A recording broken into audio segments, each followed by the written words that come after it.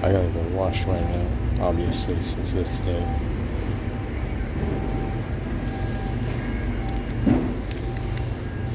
And walk all the way down there and then walk back up.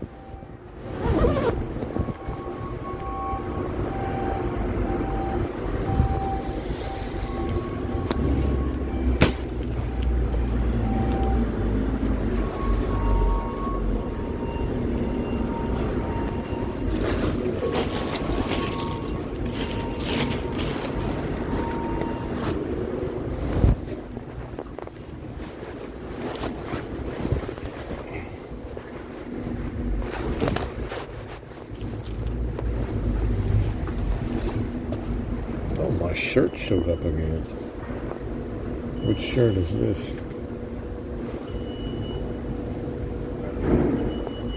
Oh, it's the summer shirt.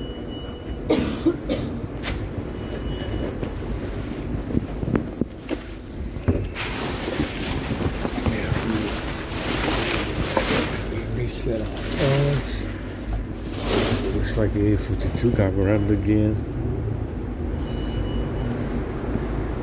The S22 is draining because it's short. I mean, it's short really bad.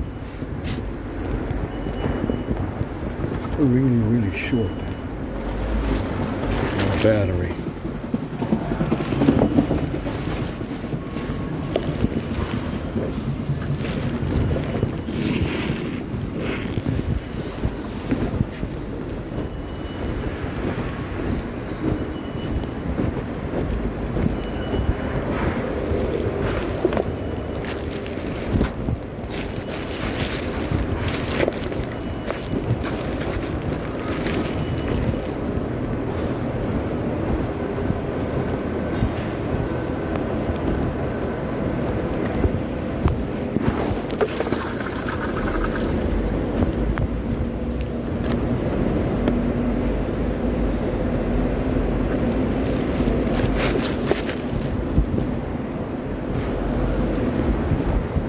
Definitely drank and ate some nasty shit yesterday. The piss is red.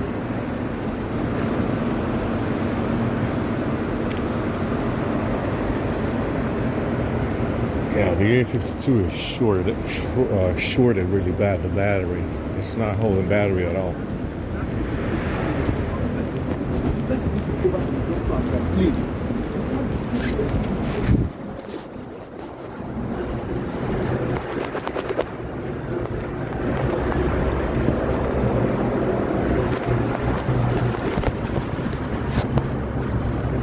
Not holding battery at all. Looks like it might rain.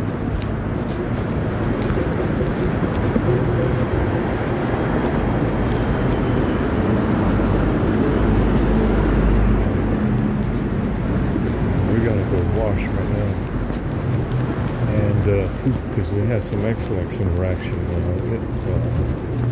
X-Lex in the food yesterday. We had it in something.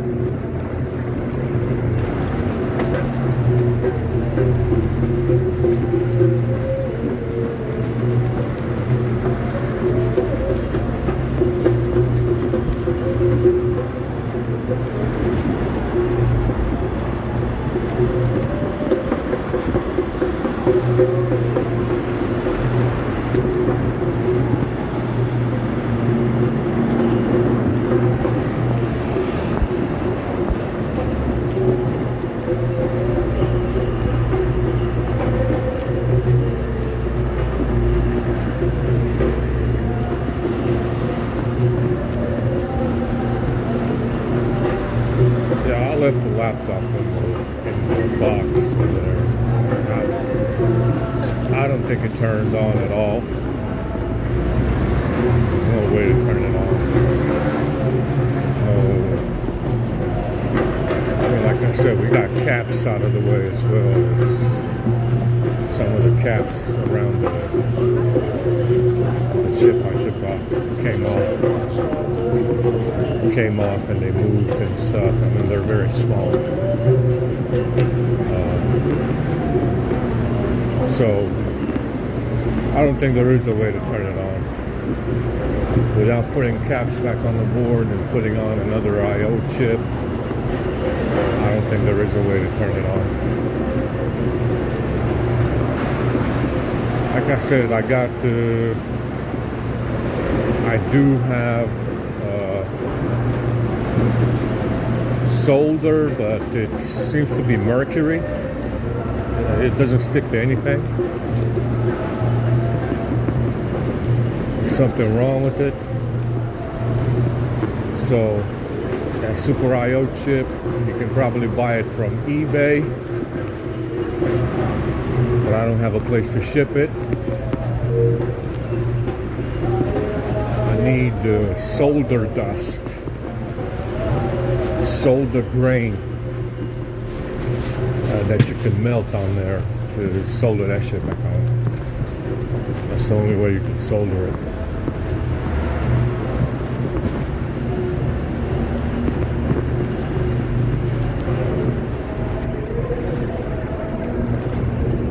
I think that's probably going to be the only way to solder that one back on.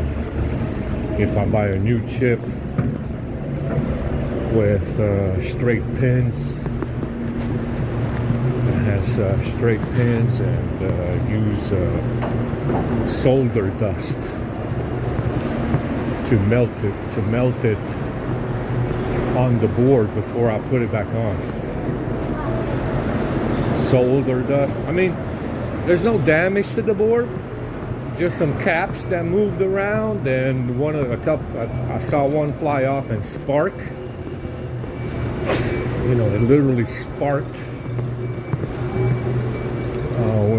when it flew off the board, and it's around the Super I/O chip. So if you put those caps back on and put on another Super I/O chip, it should turn on. Like I said, it should be self-programmable. You know, that's why you have two BIOS chips and not just one. It should be self-programmable even with a single BIOS chip. No reason not to be. But like I said, that chip is from eBay.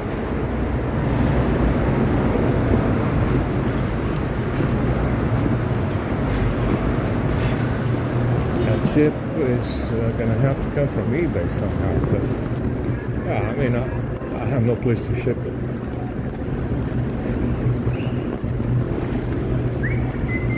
Other than the library. And I need solder dust. Solder grain, whatever. That's the only way to put solder on those pads. So they're too fucking small. I mean, one of those pads is about the size of a cap. It's actually slightly smaller than a cap, and there's 30 of them per side, and they're very, very small. Impossible to separate them, impossible to have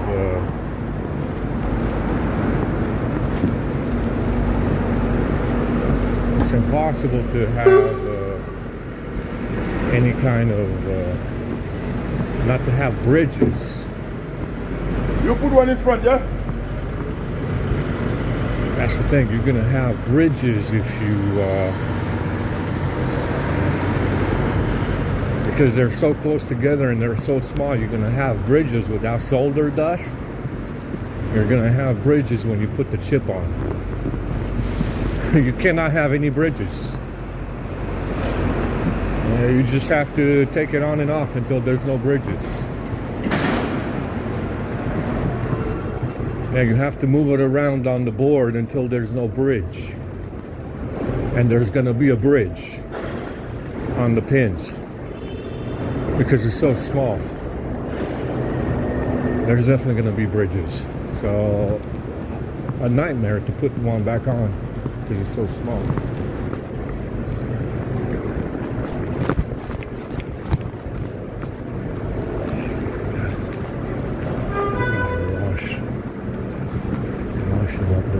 Release. Yeah, we definitely made good progress. Lots of collages, lots of gifts for all my fans. We made everybody Asian last night. We got more to do. We have more to do, guys. Don't worry about it.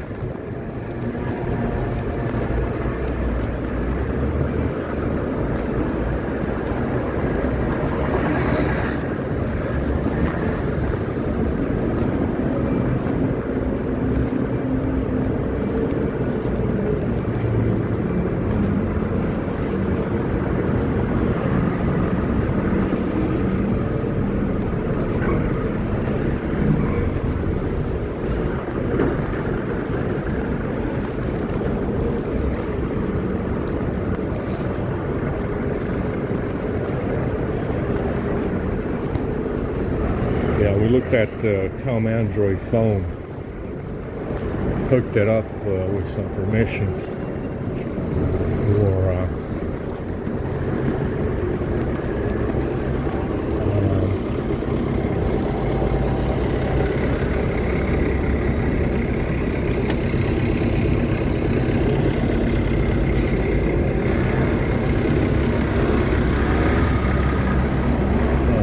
put some more permissions on Android phone. Because what I think is happening is that they're using the Android phone app to bind to tethering and cause a disconnect. So when you have a disconnect, it won't charge. Understand? Because there's a bind between Android phone and something else on the phone. I don't know, fucking themes or something. I know they're using that one as well. There's definitely some permissions in there with IMS, Wi-Fi, tethering, VPN that you can put in and see what it does. Because it's not supposed to be binding. I'm homeless. There's a bind in there between something, you know, telephony related and tethering, which seems to be disconnecting with some kind of script that they run on these phones. And it constantly disconnects with some kind of that's what it's doing. It's disconnecting the phone, and it doesn't charge if it's not connected. You know, the telephony stuff is not connected.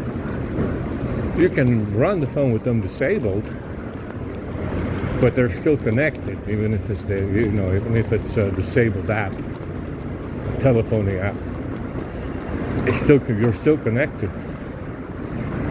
Understand? Don't you just won't be able to make any phone calls or have mobile data. So Wi-Fi stuff, tethering stuff, IMS permissions. That's how you. That's what causes a disconnect. To stop the phone from charging. On the A52, they're using the themes. They're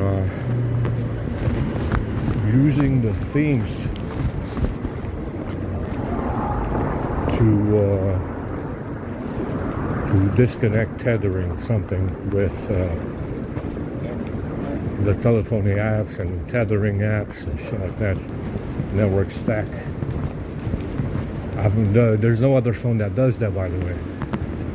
Out of all the phones that I have from Samsung, the A52 is the only one that does that. Because it's not supposed to happen.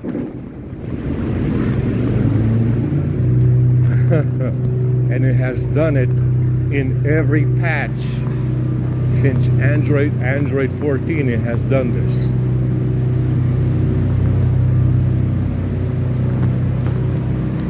Every patch since Android 14, it has done that. And I never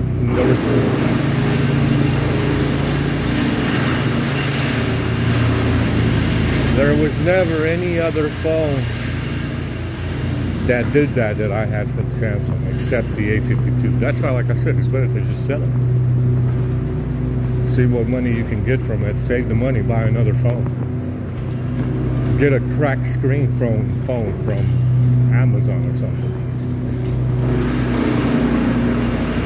because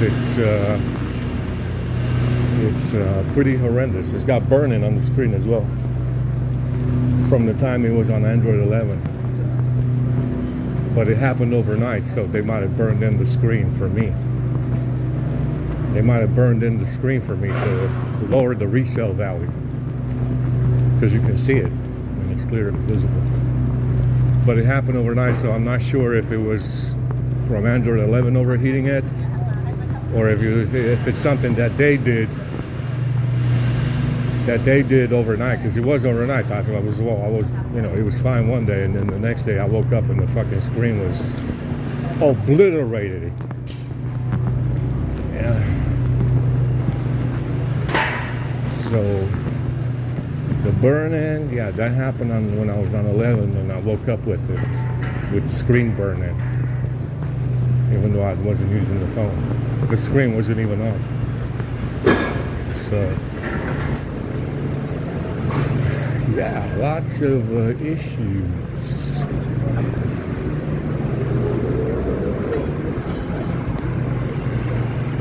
I said that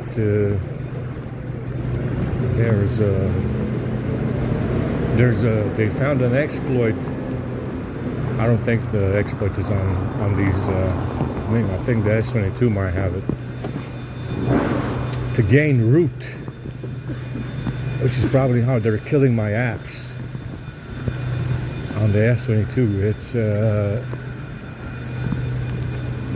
you gain access to some stuff Not everything. And that's probably why the S22 is killing the apps on this patch, because it's from back then when the exploit was discovered. And you gain partial root. I was looking it up yesterday. The A52 does not seem to have it, but the S22 does. But the A52 as well, you know, it's got something else. If it doesn't have something like that, it's got something else in there that gives you root access.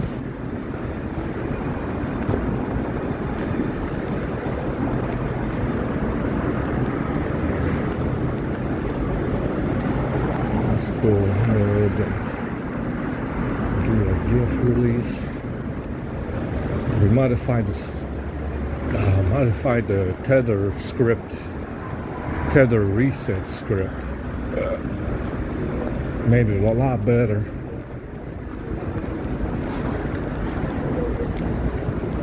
We got 1%. Yeah, it's done. The battery's done. Finished. Modified the tethering script for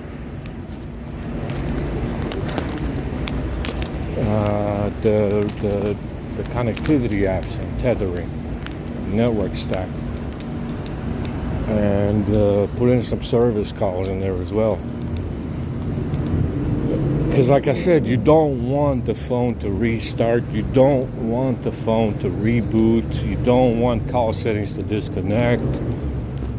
You want to stay connected, but you want to find out what the problem is. So I modified the tethering reset script, and it's working. It's working pretty well.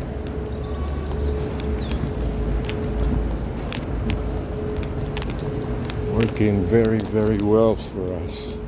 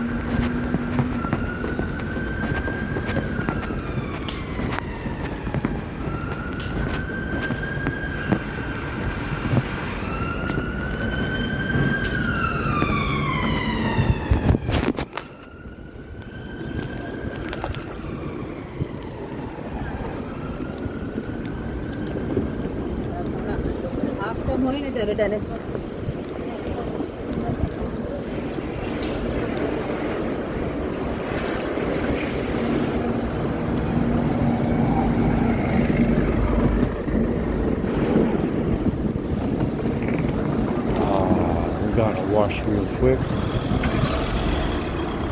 Ball still hurt from yesterday. Pretty bad.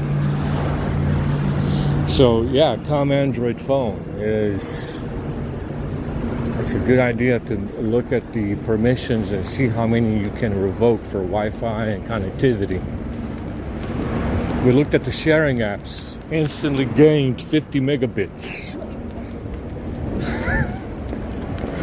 Yesterday I was like, because I was testing Share Live in there, and I'm like, well, let's put this Share Live permissions with the rest of the sharing apps to see what it does. Well, we gained 50 megabits. Now 50 megabits is a lot, yeah?